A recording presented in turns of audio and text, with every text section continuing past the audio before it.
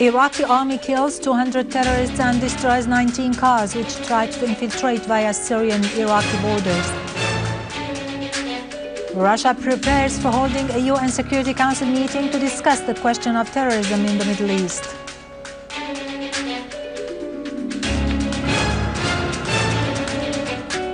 About 50 people are released from Homs's central prison in implementation of the presidential amnesty decree.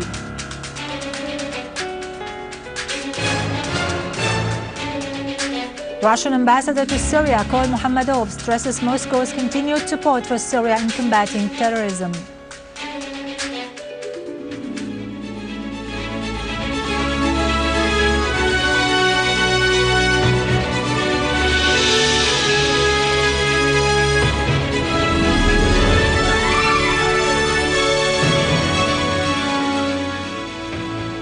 Good afternoon, ladies and gentlemen. This is Yarado Kikorian with the news in English. In Iraq, 4 Iraqi planes continued their sorties targeting terrorist gatherings in the areas of Al-A'lam, Al-Auja, Samarra in Salah ad-Din Governorate and other areas in Diyala and Al-Fallujah, killing more than 200 terrorists. The Iraqi army, supported by air forces, continued to advance, inflicting heavy losses on the terrorists of the Islamic State in Iraq and Ash-Sham.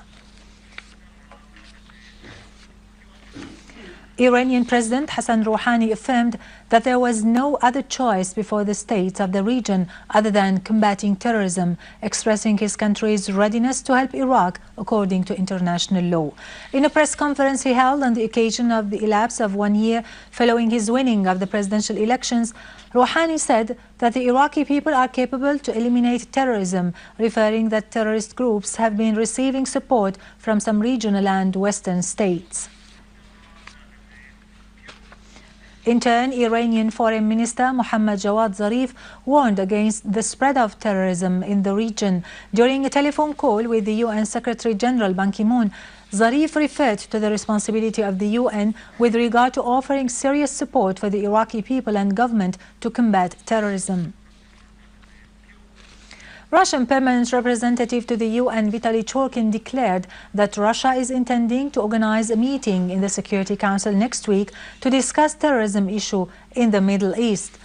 Churkin said after the meeting of the Security Council concerning the Iraqi situation that the war against terrorism is not over yet and the terrorists are still fighting as their activities are increasing. He added that the participants in the meeting posed the possible regional repercussions issue after the latest Iraqi developments.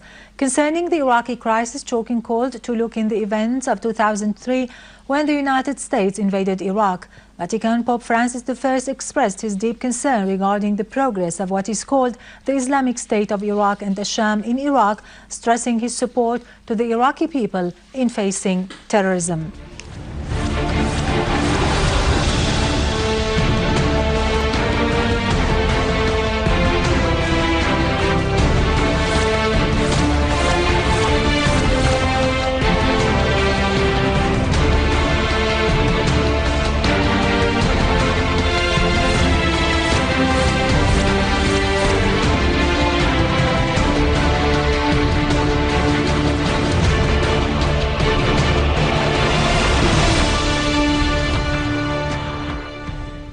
Welcome back. 257 wanted persons in Damascus and its countryside, Homs, Hama, Deir Zor, Dar'a, Al-Raqqa, Idlib and Aleppo, handed themselves to authorities to have their cases settled.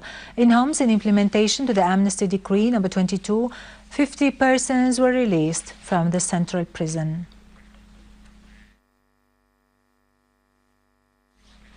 Syrian Arab army units foiled an infiltration attempt by an armed terrorist group to the secure areas of Salah ad-Din and Al-A'tamiyya in Aleppo, leaving a number of terrorists killed and injured.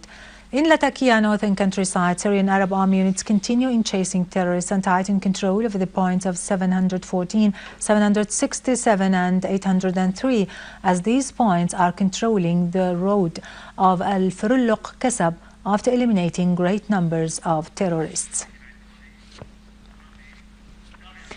In Dar'a, Syrian Arab army units thwarted the terrorist group's infiltration attempt from Al-Bajabija neighborhood towards the north of the technical school in Al-Manshia neighborhood in Dar al-Balad, as the Syrian Arab Army units eliminated a number of terrorists and wounded others. Meanwhile, the Syrian Arab Army units destroyed a pickup car with terrorists inside to the northwestern part of Al-Ghazlan farm when it was heading to Al-Yaduda town in Daraa countryside. The Independent newspaper published an article by Robert Fisk, who said that Saudi Arabia was behind the foundation of the Taliban movement, pointing out that 15 out of the 19 terrorists who carried out the September 11th attacks were Saudis. He added that the occupation of the Islamic State of Iraq and the Sham terrorists of some Iraqi cities comes to culminate the Saudi support for terrorism. He added that Qatar has started to change its stand towards supporting the terrorist groups in Syria because of its hatred and fear of Saudi Arabia.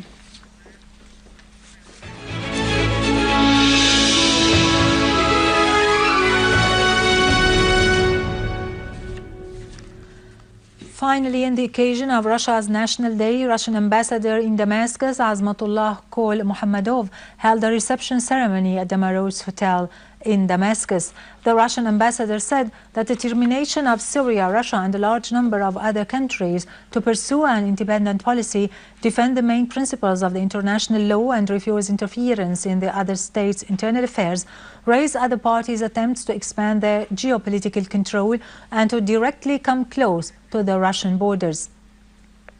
He affirmed that the attempts to isolate Russia and impose various sanctions on it by returning the Cold War atmosphere will not succeed. The Russian diplomat stressed that Russia is firmly determined to develop fruitful cooperation with Syria in all fields, especially with regard to the reconstruction of what was destroyed by the armed terrorist groups. He touched upon the continued cooperation relations between the two countries and the joint vision with regard to reaching a just and comprehensive settlement to the Arab-Israeli conflict, including the liberation of the occupied Syrian Golan.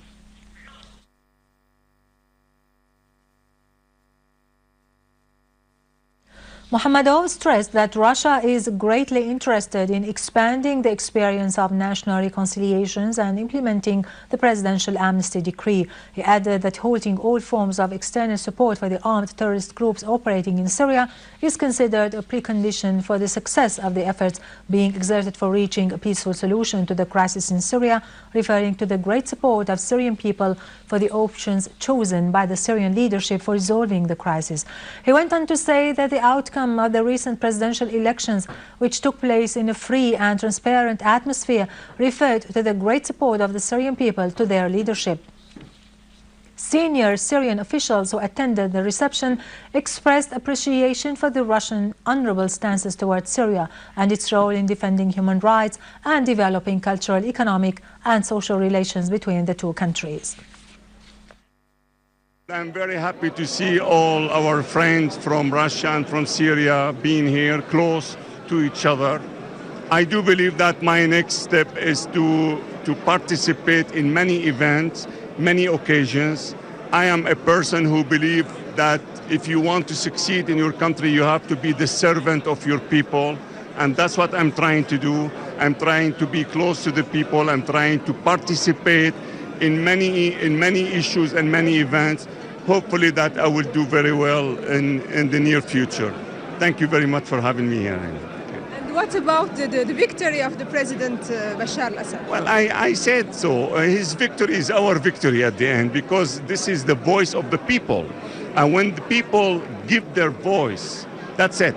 You have to stop after that. There is no competition, no challenge anymore.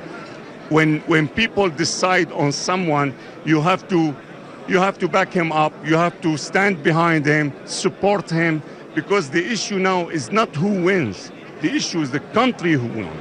When the country wins, we win. With this, we end our news for today. Thank you for watching. For more details about Syria and the region and to view this bulletin again, you can always visit our website in English, syriaonline.sy. Now to latest business and market news with Nariman Qassam, but after a short break.